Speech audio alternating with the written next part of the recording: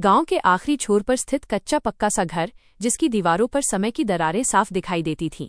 उसी घर में रहती थी सावित्री, एक साधारण सी स्त्री, लेकिन उसके सपनों में असाधारण चमक थी। ये चमक किसी और के लिए नहीं, बल्कि उसकी बेटी अनन्या के लिए थी। अनन्या जन्म से ही अलग थी। जब दूसरे बच्चे मिट्टी में खेलते, तब वो जमीन पर पड़ी किताबों के फटे पुराने पन्ने समेटकर अक्षर जोड़ने की कोशिश करती। उसकी आंखों में एक अजीब सी जिज्ञासा रहती, जैसे दुनिया को जान लेने की बेचैनी हो। सावित्री अक्सर उसे देख मुस्कुरा देती और मन ही मन कहती, मेरी बेटी पढ़ेगी, बहुत आगे जाएगी। अनन्या के पिता रामकिशन एक छोटे किसान थे। खेत छोटा था, आमदनी सीमित, लेकिन बेटी के सपनों के आगे वे कभी पैसों की बात नहीं करते। जब अनन्या पहली बार स्कूल जाने लगी, तो सावित्री ने अपनी पुरानी साड़ी काटकर उसके लिए बैग बनाया। वो बैग साधारण था, मगर उसमें एक माँ के सपने सिले हुए थे। स्कूल में अनन्या की बुद्धि जल्दी ही सबके सामने आ गई। शिक्षक उसकी तारीफ करते नहीं थकते। 5वीं कक्षा में ही उसने जिला स्तर की परीक्षा में पहला स्थान हासिल किया। उस दिन सावित्री की आंखों में आंसू थे खुशी के। देखा रामकिशन, उसने कांपती आवाज में कहा, हमारी बेटी सच में कुछ बनेगी। रामकिशन ने बेटी के सिर पर हाथ रखा, मगर उसकी आंखों में कहीं न कहीं चिंता भी छुपी थी। वो जानता था, आगे की पढ़ाई आसान नहीं होगी। समय बीतता गया। अनन्या अब हाई स्कूल में थी। उसकी चाहत थी डॉक्टर बनने की। वो अक्सर कहती, माँ, मैं बड़ी होकर डॉक्टर बनूंगी। हमारे गांव में कोई अच्छा अस्पताल नहीं है। लोग छोटी छोटी बीमारियों में मर जाते हैं। मैं बदलना चाहती हूँ ये सब। सावित्री हर बार उसकी बात सुनकर चुप हो जाती। वो चाहती थी बेटी के सपनों को पंख दे, लेकिन हालात पंख कतरने लगे थे। एक साल सूखा पड़ गया। खेत से फसल नहीं हुई। कर्ज बढ़ता चला गया। रामकिशन बीमार रहने लगे। घर की जिम्मेदारी सावित्री के कंधों पर आ गई।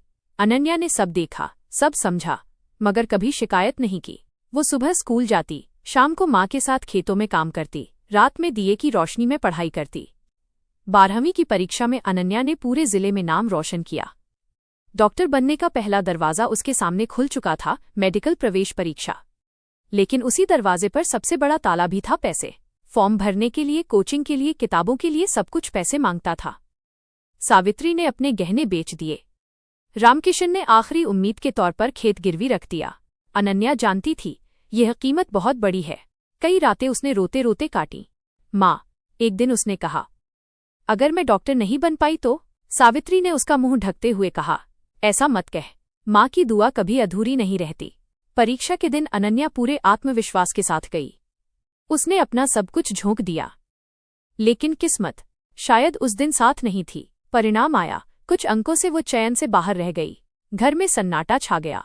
रामकिशन ने दीवार की ओर मुंह फेर लिया। सावित्री कुछ बोल ही नहीं पाई। अनन्या ने पहली बार अपनी माँ को टूटते देखा।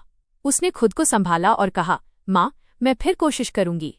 लेकिन सावित्री जानती थी, अब कोशिश की ताकत नहीं बची। रामकिशन की तबीयत बिगड़ती गई। इलाज के लिए पैसे चाहिए थे। आखिरकार खेत बेचने पड़े। डॉक्टर बनने का सपना अब बहुत दूर चला गया। एक शाम अनन्या ने साहस जुटाकर कहा, माँ, मैं आगे पढ़ाई नहीं करूंगी। मैं कहीं नौकरी कर लूंगी। पापा का इलाज जरूरी है। सावित्री ने जैसे थप्पड़ सा खा लिया। नहीं, वो रो पड़ी, तेरा सपना अधूरा मत छोड़। लेकिन अनन्या का फैसला अडिग था। उसने शहर जाकर एक निजी अस्पताल में नर्स का प्रशिक्षण शुरू किया। ये उसका सपना नहीं था, मगर सपनों से जुड़ा हुआ रास्ता था। नर्स की नौकरी करते हुए वो रोज मरीजों की सेवा करती। जब किसी डॉक्टर को देखती तो उसका दिल भर आता। वो सोचती, काश मैं भी, मगर उसने कभी किसी को अपने दर्द का एहसास नहीं होने दिया। कुछ साल बीते। रामकिशन नहीं रहे। सावित्री अब पूरी तरह टूट चुकी थी। एक रात उसने अनन्या से कहा, बेटी, मेरी एक ही इच्छा थी, तुझे डॉक्टर बनते देखना। अनन्या ने माँ को गले लगाया, लेकिन कुछ बोल नहीं पाई। उस रात उसने फैसला किया, भले ही देर हो जाए, मगर सपना पूरा करेगी। नौकरी के साथ साथ उसने फिर से पढ़ाई शुरू की। थकान, जिम्मेदारियां, उम्र सब बाधाएं थीं, मगर इस बार उसके पास अनुभव था और माँ की आंखों में वही पुरानी उम्मीद। कई सालों की मेहनत के बाद वो फिर से मेडिकल प्रवेश परीक्षा में बैठी। इस बार उसका चयन हो गया। सावित्री उस दिन रोई, हंसी, चुप रही, सब एक साथ।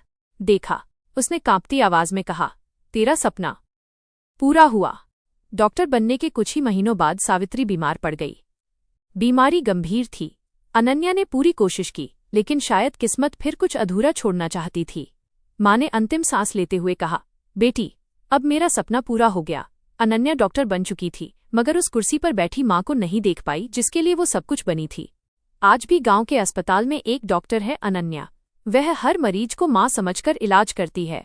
जब कोई लड़की कहती है मैं भी डॉक्टर बनना चाहती हूँ तो अनन्या मुस्कुरा देती है, मगर उसकी आंखें नम हो जाती हैं, क्योंकि उसका सपना तो पूरा हुआ लेकिन माँ के सामने पूरा नहीं हो पाया। यही था बेटी का अधूरा सपना।